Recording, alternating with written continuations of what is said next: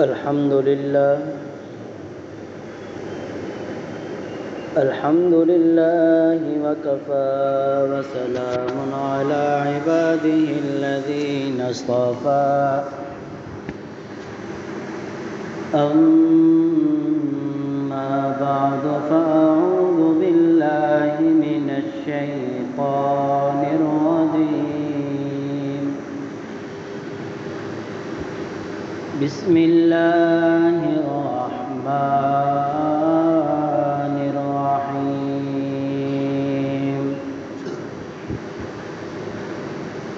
واستعينوا بالصبر والصلاة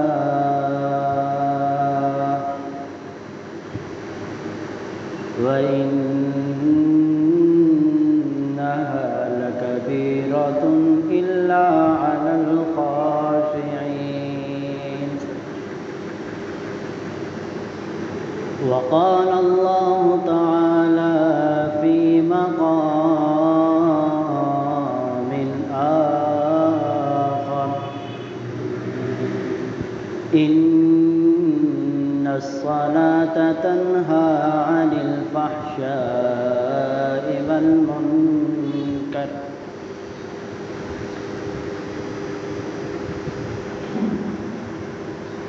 وقال النبي صلى الله عليه وسلم الصلاة معراج المؤمنين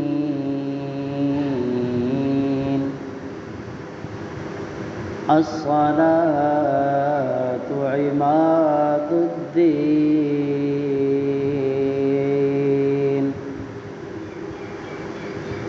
أو كما قال عليه الصلاة والسلام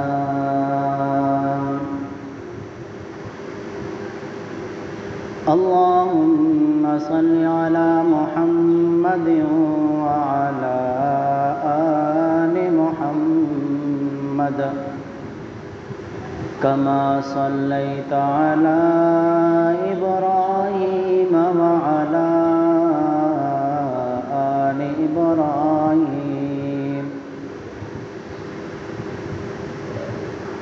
إنك حميد مجيد اللهم بارك على محمد وعلى آل محمد كما باركت على إبراهيم وعلى آل إبراهيم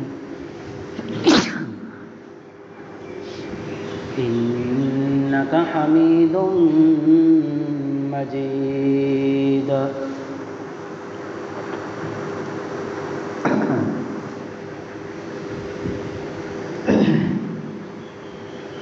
میرے والد و محترم بھائی بزرگ دوستوں، اللہ تبارک و تعالیٰ نے ہر امت پر نماز کو فرض کیا ہے۔ پچھلے جتنے بھی انبیاء آئے سب پر نمازیں فرض تھیں، تمام امتوں پر نمازیں فرض تھیں۔ اس امت پر بھی نماز فرض ہے۔ فرق یہ ہے کہ اس امت پر 24 گھنٹے میں صرف 5 نمازیں فرض ہیں، اور پھر کسی امت میں 2 فرض تھیں، کسی امت میں 1 فرض تھی، کسی امت میں 3 فرض تھیں۔ تعداد میں اختلاف تھا کہ کسی امت کو اللہ نے 5 نمازیں دیں، جیسے ہمیں کسی امت کو 2 نمازیں دی، کسی امت کو 1 نماز دی۔ فرق یہ ہے نماز فرض ہر امت پر، دوسرا فرق یہ ہے، پچھلی امتیں جو نماز پڑھتی تھیں وہ اپنے عبادت خانوں میں پڑھتی تھیں، دریا میں ہوں یا سمندر میں ہوں، خشکی میں ہوں یا تری میں ہوں، جہاں کہیں بھی ہوں، نماز کے وقت عبادت گاہ میں پہنچنا ضروری ہوتا تھا۔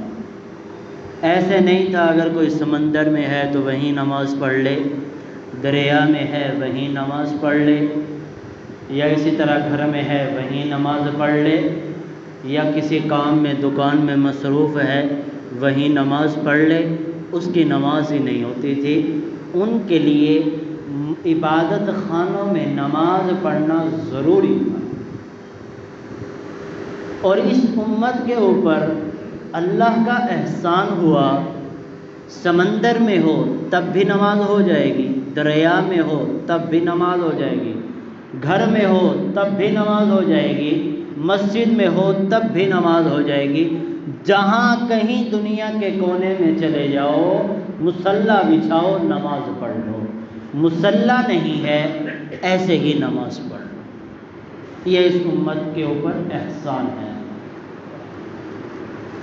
تیسرا فرق یہ ہے، پچھلی امتوں کے لیے نماز کے لیے طہارت شرط تھی، طہارت کے بغیر نماز نہیں ہوتی تھی۔ شرط تو ہمارے لیے بھی ہے، لیکن ہمارے لیے اگر پانی نہ ہو تو اللہ نے دوسرا حل بتا دیا۔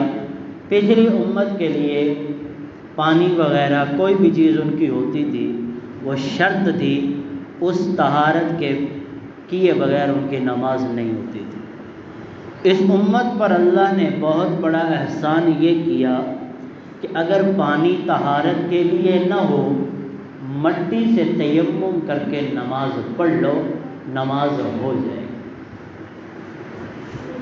یہ فرق ہے نمازوں میں، نماز فرض ہر ایک پر تھی، فرق تھے بس۔ اس امت پر اللہ نے بے حد احسان کیے اللہ کے نبی کی دعا کی وجہ سے۔ اب یہ کتنا بڑا احسان ہے کہ اگر آدمی مسجد نہیں آ سکتا، گھر میں نماز پڑھ لے، نماز ہو جائے گی۔ اگر اللہ مسجد میں آنا فرض کر دیتے، نہیں صحیح مسجد میں ہی ہوگی، مسجد کے علاوہ نہیں ہوگی، تو پھر کتنی مشکل ہوتی۔ سمندر میں آدمی ہوتا ہے، نماز اب مسجد میں پڑھنی ہے، کیسے جائے؟ جب تک جائے گا نماز قضا ہو جائے گی۔ اللہ نے حکم دے دیا سمندر میں ہی پڑھ لو، کشتی میں ہو کشتی میں پڑھ لو، جہاز میں ہو جہاز میں پڑھ لو، سواری میں ہو اپنی سواری میں پڑھ لے۔ کتنا بڑا احسان ہے، کتنا بڑا احسان ہے۔ پھر یہاں تو الحمدللہ پانی کی قلت نہیں ہے، ہر جگہ پانی وافر مقدار میں ہے، لیکن جن علاقوں میں پانی کی قلت ہے، پانی ڈھونڈنے سے بھی نہیں ملتا، جنگلوں میں چلے جائیں، اب وہاں پر آدمی نماز کیسے پڑھے؟ اللہ نے فرمایا کہ نہیں، پانی نہیں ہے کوئی بات نہیں، پریشان نہ ہو، تیمم کر لو، نماز ہو جائے گی۔ کتنا بڑا احسان ہے، کتنا بڑا احسان ہے۔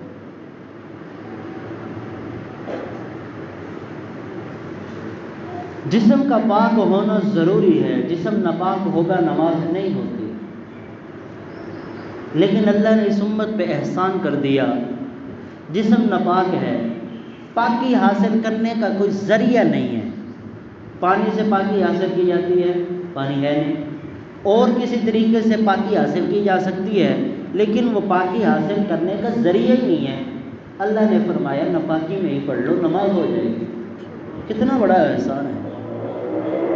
صدر کا ڈھانپنا فرض ہے، صدر کھلا ہوگا تو نماز نہیں ہوتی۔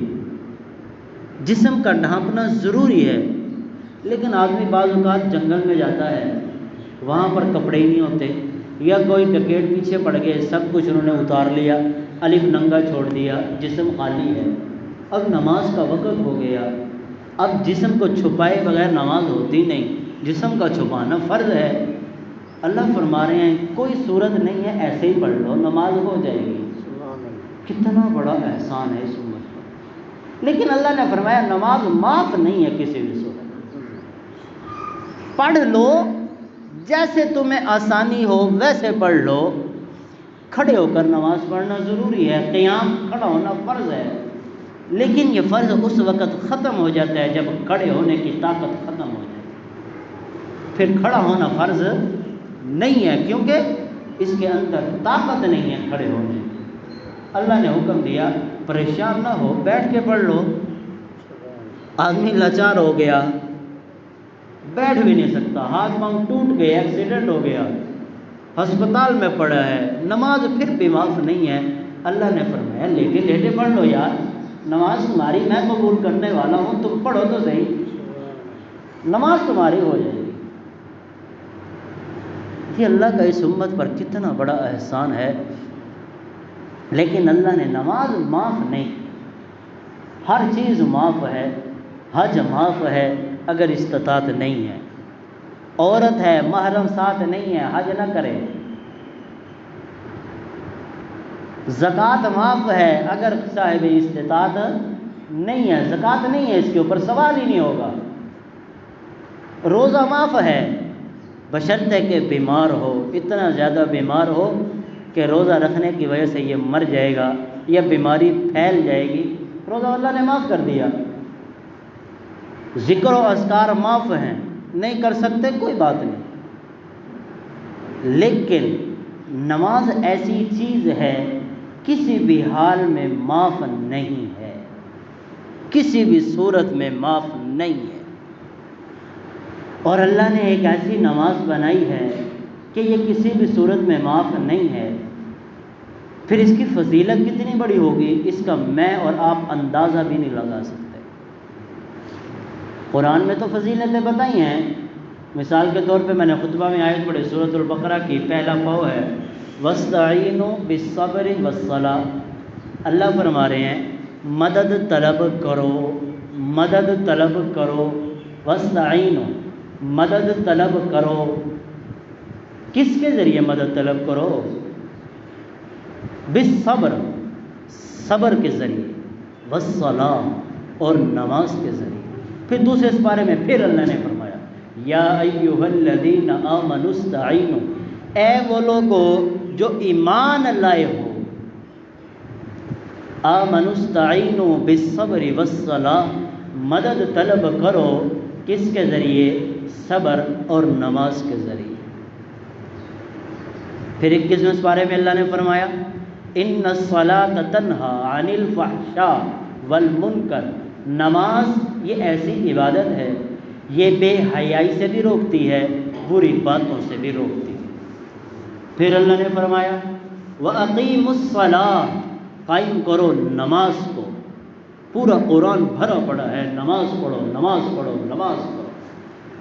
پھر احادیث ذخیرہ ڈھونڈیں، احادیث بھری پڑی ہیں نماز پڑھو۔ اللہ کے نبی نے فرمایا نماز یہ دین کا ستون ہے، جیسے گھر بنایا جائے، چھت بنائی جائے، ستون کے بغیر چھت گر جائے گی، ایسے نماز یہ دین کا ستون ہے۔ نماز میرے نبی کی آنکھوں کی ٹھنڈک ہے، جیسے اولاد والدین کے لیے آنکھوں کی ٹھنڈک ہوتی ہے، اور والدین اولاد ادھر ادھر ہو جائے والدین پریشان ہو جاتے ہیں، ایسے نماز اللہ کے نبی نے فرمایا میری آنکھوں کی ٹھنڈک ہے، جو نماز پڑھتا ہے وہ میری آنکھوں کو ٹھنڈک پہنچاتا ہے۔ کتنی بڑی فضیلت ہے نماز کی، فرمایا نماز پڑھ لو پریشانیوں سے نکل گئے، میرا وعدہ ہے، اللہ نے فرمایا، اللہ فرما رہے ہیں نماز پڑھ لو پریشانیوں سے نکل جاؤ گے، میرا وعدہ ہے۔ میں اور تو وعدہ کریں، وعدہ خلافی کر سکتے ہیں، لیکن جہاں پر اللہ وعدہ کرے، اللہ وعدہ خلافی کرنے والے نہیں ہیں۔ ان اللہ لا یخلف المیعاد، اللہ وعدے کی خلافی نہیں کرتے۔ اب نماز وہی آدمی پڑھے گا جس کے اندر اہمیت ہوگی نماز کی، نماز کی قدر ہوگی کہ اللہ نے اتنا بڑا جسم دیا ہے، 6 فٹ کا جسم دیا، پھر 24 گھنٹے اللہ کھلا بھی رہا ہے، پلا بھی رہا ہے، روزی میں بھی لگا ہوا ہے، اللہ نے طاقت بھی دی ہوئی ہے، استطاعت بھی دی ہوئی ہے، اب یہ نماز کو چھوڑ دے تو کتنا بڑا جرم عظیم کر رہا ہے۔ آج پولیس کا ڈر تو بڑا ہے، لیکن اللہ کا ڈر ختم ہو گیا۔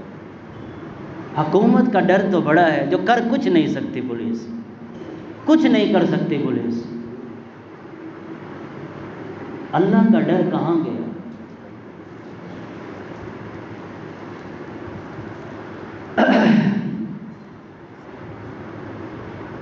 آپ بازار میں چلے جائیں یا دکانوں پہ چلے جائیں، آدمی باہر بھی بیٹھے ہوں گے اندر بھی بیٹھے ہوں گے، دیکھیں گے پولیس تو کی گاڑی تو نہیں آ رہی۔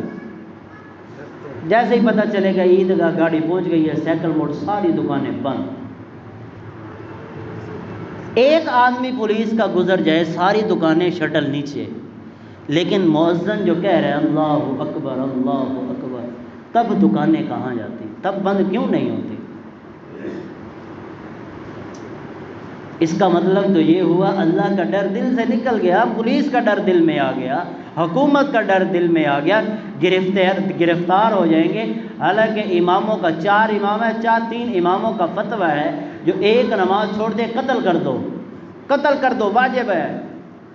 ایک امام فرماتے ہیں عمر قید کر دو پوری زندگی کے لیے، جس کے ہم مقلد ہیں امام اعظم ابو حنیفہ، کیا فرماتے ہیں؟ پوری زندگی کے لیے قید کر دو ایک نماز چھوڑنے کی وجہ سے۔ لوگوں کا ڈر دل میں آ گیا لیکن اللہ کا ڈر دل میں نہ آیا۔ جو اللہ ہمیں کھلا بھی رہا ہے، پلا بھی رہا ہے، سب کچھ دے رہا ہے، نعمتیں کھا کھا کے دانت ہمارے ٹوٹ گئے، لیکن ناشکری سے ہماری زبان باز نہیں ہے۔ اس میں حکومت کا کیا قصور ہے؟ اس میں ملکوں کی سازشوں کا کیا قصور ہے؟ لوگ کہہ رہے ہیں کہ سازشیں ہیں، تدبیریں ہیں، پتہ نہیں جھوٹ ہے سچ ہے، کچھ بھی ہے، کچھ بھی ہو، اللہ کا ڈر تو ہے، اللہ کی ذات تو ہے۔ اور اللہ نے قرآن میں فرمایا کوئی بھی پریشانی ہو نماز کے ذریعے تم مجھ سے مدد مانگو، میں کروں گا۔ نماز ہم پڑھتے ہی، پھر جو نماز پڑھتے ہیں وہ ایسے نہیں پڑھتے جیسے اللہ کے نبی نے حکم دیا۔ مثال کے طور پر اللہ کے نبی صلی اللہ علیہ وسلم نے فرمایا اتقوا منافق الصلاۃ، کہ منافق کی نماز سے بچو، 3 مرتبہ فرمایا، منافق کی نماز سے بچو، منافق کی نماز سے بچو، منافق کی نماز سے بچو، 3 مرتبہ فرمایا۔ صحابہ نے پوچھا یا رسول اللہ منافق کی نماز کون سی ہے؟ اللہ کے نبی نے فرمایا جو نماز میں سستی کرے یہ نماز منافق کی نماز ہے۔ کیونکہ قرآن میں 5ویں سپارے کے آخری صفحے پہ ہے کہ منافق کی یہ علامت ہے جب وہ نماز کے لیے کھڑا ہوتا ہے سستی کرتا ہے، کہ جب سورج طلوع ہونے پر کھڑا ہوا جلدی بسترے سے اٹھا 2 ٹکرے مار کے چلو بھائی نماز کا پڑھ۔ ایسی نماز سے اللہ کے نبی نے فرمایا بچو۔ عصر کی نماز کا وقت ہو گیا، یہ اب سستی کر رہا بیٹھا، جو ہی مغرب کا وقت قریب ہوا پھر عصر کی نماز پڑھتا ہے، ایسی نماز سے اللہ نے فرمایا بچو، یہ تو منافق کی نماز ہے۔